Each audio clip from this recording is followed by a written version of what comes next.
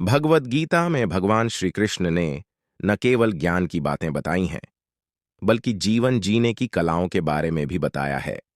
भगवान श्री कृष्ण ने अर्जुन को जो गीता का उपदेश दिया है, वह हर मनुष्य के लिए प्रेरणा स्रोत साबित हो सकता है।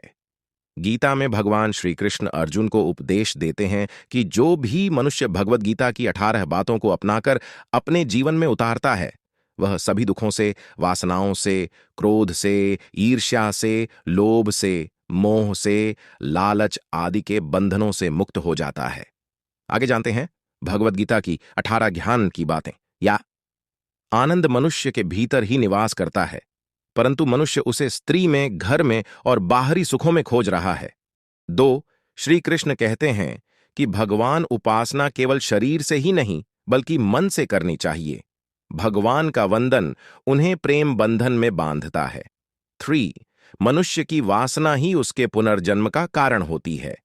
4, इंद्रियों के अधीन होने से मनुष्य के जीवन में विकार और परेशानियां आती हैं।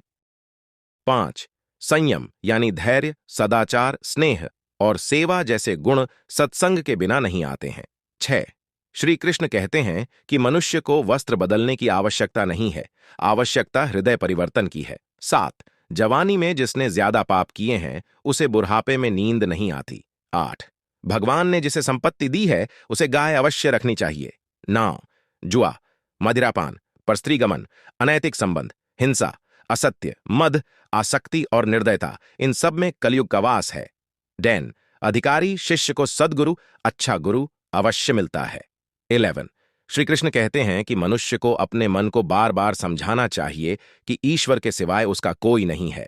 साथ ही यह विचार करना चाहिए कि उसका कोई नहीं है, साथ ही वह किसी का नहीं है। 12, भोग में क्षणिक, क्षण भर के लिए सुख है, साथ ही त्याग में स्थायी आनंद है। 13, श्री कृष्ण कहते हैं कि सत्संग ईश्वर की कृपा से मिलता है, परंतु कुसंगति में पडैददाचना मनुष्य के अपने ही हाथों में है।